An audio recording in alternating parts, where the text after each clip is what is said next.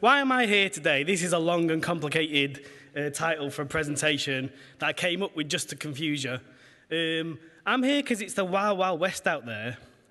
I used to work in an acute care provider, and it was dead easy. We had 4 walls, and we kept patients inside them. And when they had an infection, we went and spoke to people. Dead easy. And since then, I've moved to an integrated care organisation, and we've got patients all over the place.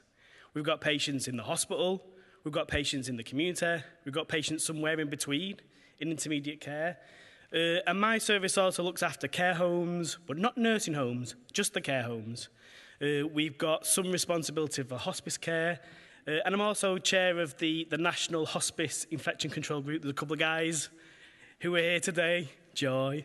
And that's actually 3 of my favourite days of the year is going down and speaking to the guys from the hospice. And what's very clear from that is that there is no consistency from patch to patch to patch how infection control is provided.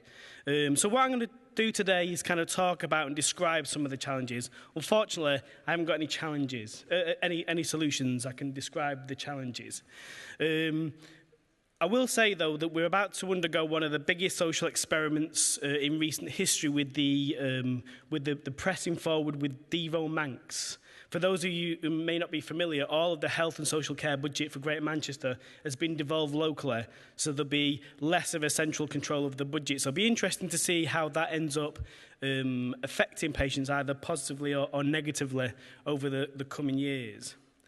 So what are the challenges from the outside in? So by outside in, I've thought about this as when the patient comes from the community into an acute or secondary care setting. Who controls the data? Where does the data sit around a patient about their infections, about their current well-being, their current status? Some of it sits with GPs, some of it sits with district nurses, but do they always talk to each other? There's a lot of autonomy. Do you remember the good old days when your district nurse worked out of a GP office? When there was a flow of information, but now that's not the model. So how does that GP know if a patient's got a simple wound infection that hasn't been screened, so he hasn't had a result, but they've got an antimicrobial dressing on?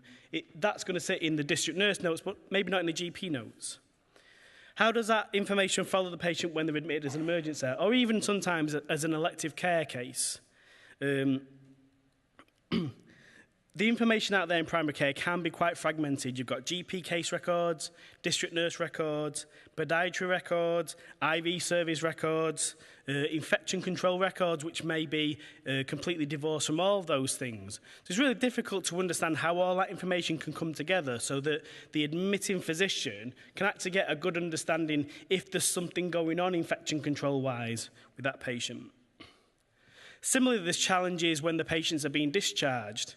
What's the priority for the departmental staff when they're discharging, when they're putting together the discharge information? Key events, so things like specific care issues, wound care, the need for continued drugs following discharge, discharge medication. But what about when the infection control issue hasn't had a direct impact on patient care? And from this, I'm thinking about the medical discharge. What if the patient hasn't had an MRSA infection, but they have been colonised with MRSA?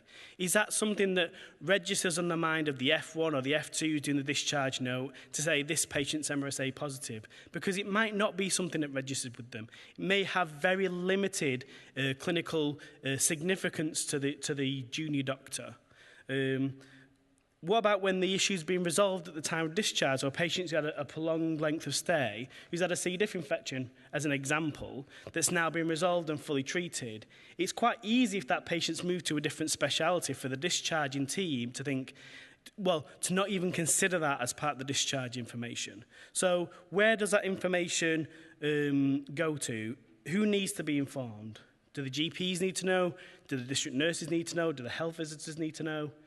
So it's really difficult to understand how all those different strands of information on both sides of the wall, of the inside the hospital and outside, all come together for the positive care of patients.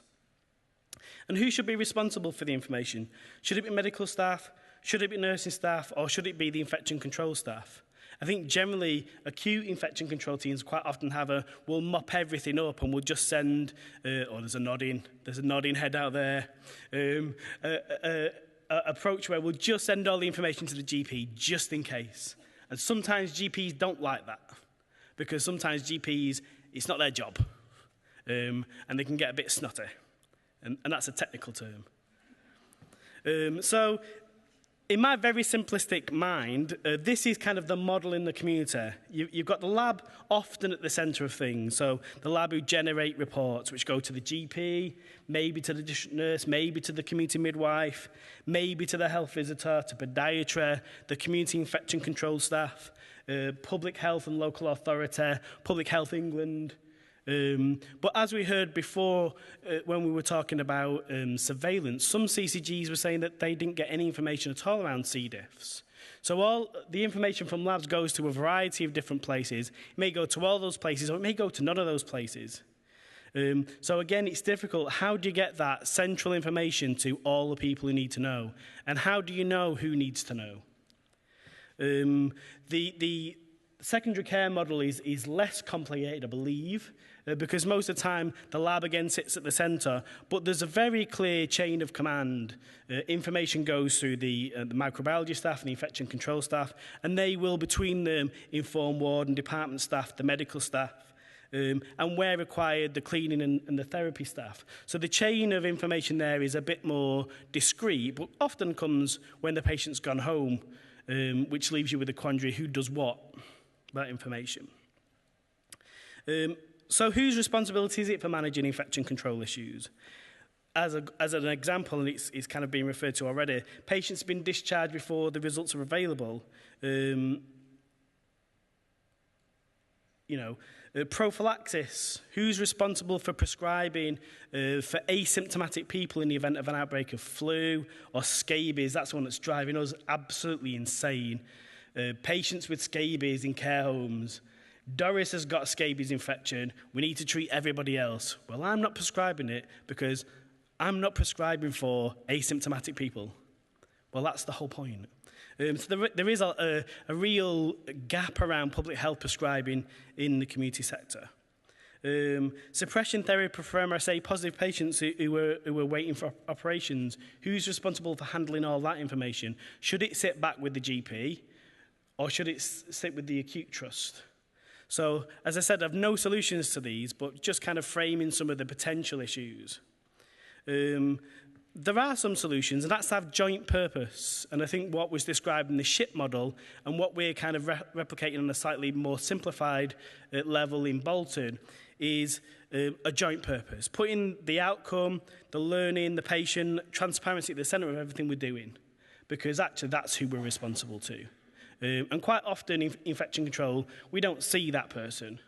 We don't necessarily have face-to-face contact with all the patients that we might be talking about. We can't always put a face to the name. But what we do need to know is that we're putting that patient at the centre of what we're doing. And if what we're doing isn't the best thing for the patient, then we shouldn't be doing it. So trying where we can to be integrated, making sure that where we can, the communication flows smoothly in a way that's been agreed and is understood so that people know what they're going to do with that information. It's no good giving a GP an MRSA result if you don't expect him to do anything with it. What do you want that GP to do because someone's got MRSA up the nose? Anything? Nothing? So we need to consider what the purpose of communication is. Is it a call for action? And we need to be pragmatic because sometimes what gets in the way of stuff is us overcomplicating things. And sometimes we need to say, what's the simplest solution? Because that's often the best solution. So fragmented services, the old provision before the institution of CCGs, it was all fairly simple, wasn't it? You had acute care, you had primary care, and you had health protection agency. That was kind of quite often the core bits around infection control. But it's sprawled now into this kind of widely distributed group of people, and you go from CCG to CCG, and different provision sits in different services. There is no uniformity. Does the infection control sit within the CCG or the local authority?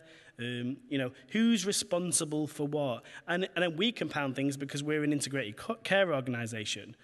So we kind of have a finger in a lot of pies, but sometimes it feels like we have no control over some of those ingredients. So the Bolton system we've tried to make more simplified. We have like the SHIP model suggested we have a common meeting where the CCG, the local authority, the integrated care organisation all come together and we talk about what is important around infection control for our patients. So we'll talk about more general things, but we concentrate on what's important for our patients and make sure that as much as possible what we're doing is patient-centred infection control. I believe questions are coming at the end. So apologies for no solutions there, but hopefully that's kind of raised some interesting thoughts or perspectives on the challenges.